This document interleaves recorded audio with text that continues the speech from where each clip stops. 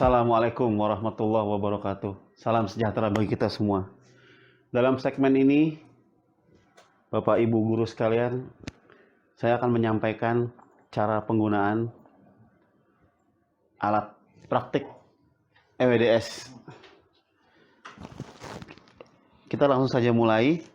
Tentu kita sebelum memulai kita harus membuka aplikasi yang ada di EWDS yang ada di laptop yang sudah kita pasang, dan kita tinggal buka. Nanti kita tinggal klik EWDS Tools, kemudian kita buka EWDS Tools. Nah, nanti akan muncul ikonnya dan muncul terbuka EWDS-nya langsung, dan di situ bisa dilihat bahwa ada point connection. Titik-titik itu adalah mewakili yang ada di papan ini, nomor 0 sampai dengan 15. Hanya yang di layar monitor Bapak Ibu sekalian tidak ada jumperan untuk penghubung antara bagian kiri dan bagian kanan. Jadi dia menyatu. Kenapa? Kenapa kita harus buat jumperan ini? Karena terkadang kita harus menghubungkan titik dari sebelah kiri ke sebelah kanan cukup jauh, sementara kabel tidak mencukupi, sehingga kita mesti jumper di tengah. Nah, penjumperannya mengikuti ini. Apabila kita jumper di sini, ya kita juga akan minta koneksinya juga di garis yang ini. Kalau yang berdiri juga demikian. Jadi ini hanya untuk jumper ya, yang tengah. Baik, kita lanjutkan. Kita mulai dengan modul untuk teknik sepeda motor.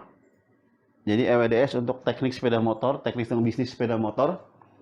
Kita akan coba buka modul. Mulai kita buka modul, select modulnya. Kita pilih dulu yang kita ingin. Misalnya ada dua di sini, ada simulator EV dan kelistrikan dasar sepeda motor. Mungkin langsung supaya lebih komprehensif dan lebih yang lebih baru ya, kita masuk ke yang simulator EV. Silakan. Nah, nanti kalau kita sudah klik akan muncul gambar seperti ini, di mana dari papan itu akan terdapat modul-modul yang seperti terlihat di layar. Nah, kita tinggal memasangkan modul-modul ini. Modul-modul ini mewakili part atau komponen-komponen daripada sepeda motor. Jadi komponen sepeda motor kalau dalam simulator ini diwakili oleh dummy ini, kartu-kartu ini yang akan kita pasangkan di papan ini sesuai dengan petunjuk. Jadi kalau misalnya ada injektor di K5 dan K6, berarti kita tinggal lihat yang vertikal ini huruf K5 dan K6, berarti tinggal dipasang di sini K5 dan K6. Nah, demikian contohnya. Nah, mari kita pasang dulu, mungkin mengikuti panduan dari layar monitor. Mari kita pasang. Sudah kita pasang modul-modul sesuai dengan panduan dari laptop, dari program EWDS. Nah, kemudian masing-masing modul ini mewakili part daripada sepeda motor yang sebenarnya. Jadi ada sekring utama, ada relay utama, sekring pendukung, ada sensor crankshaft position, ada alternator yang juga bertindak sebagai dinamo starter, ada baterai, aki, ada relay starter, kunci kontak, coil, injektor, pompa bahan bakar, ada ECM modul, electronic control modulnya juga ada throttle sensor position, TPS, ada mil, malfunction indicator lamp, ada juga SCS ini untuk koneksi SCS, ada motor starter, switch starter, lampu belakang, lampu rem, sampai standar samping. Bahkan juga ini sudah ada sensor yang diwakili, yaitu engine oil temperature dan sensor O2. Baik, kita mulai bagaimana pengkabelan daripada sistem kelistrikan EV simulator ini.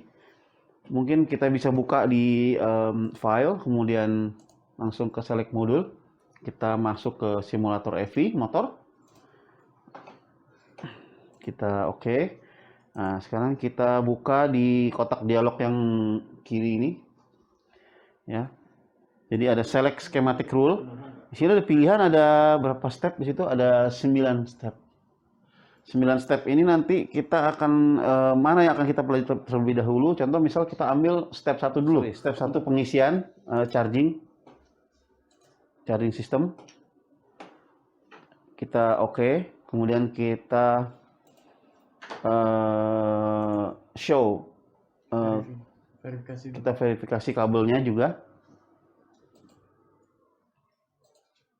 Oke. Jadi kita gunakan tombol yang ini ya untuk verifikasi. Kemudian mau muncul kabel yang harus dipasang. Ada berkedip ya di situ. Berkedip. Di situ kita tinggal lakukan pemasangan kabel. Yang pertama kita pasangkan sesuai dengan aplikasi itu adalah A0 ke E1 yaitu dari sikring utama ke E1. E1-nya ini ke baterai. A0 ke E1 jadi dari aki ke sikring utama dulu. Kemudian kita lanjutkan ke C0 ke D5. Nah, C0 ke D5 ini adalah berarti alternator ke ini regulator. Ya. Regulator short circuit rectifier for socket half wave. Ini kita ke D5 ini dari alternator ini kita ke regulator. Kemudian dari D5 ke E0 yaitu dari regulator ke minus baterai ya, E0 ya. Minus baterai. Kita lihat. Kemudian dari A1 ke C5. Oke, dari A1 ke C5, A1 ke C5 berarti ini dari sikring ke C5. C5 ada di bawahnya di sini. C5 ini ya, regulator. Oke. C1 ke C4. Terakhir C1 ke C4 yaitu spool pengisian ya. C1 ke C4. Nah, ini yang akan mengisi baterai kembali setelah digunakan. Jadi apabila sudah dikonekkan seperti ini dalam keadaan nyatanya nanti setelah motor dihidupkan dia akan melakukan pengisian ya. Pengisian kepada baterai. Jadi dia akan kembali. Setelah kita konekkan sesuai dengan petunjuk dari laptop, kita harus melihat koneksi yang sudah kita buat di layar. Sehingga kita akan klik show pada icon yang kedua sebelah kanan atas. Tolong diperhatikan. Kita lihat ya, demikian koneksi yang kita buat tadi. Kemudian kita verifikasi apakah benar sesuai dengan suara itu menunjukkan itu benar dan lampu hijau ini menyala. Berarti koneksi yang dibuat ini sudah betul, yaitu koneksi kelistrikan untuk charging system dari komponen-komponen yang kita konekkan tadi sudah benar.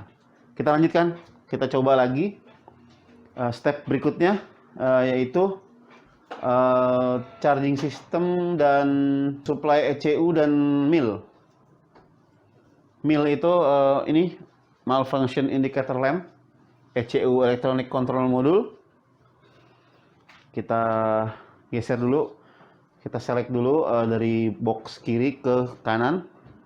Kita select rule dulu, kemudian ya kita verifikasi.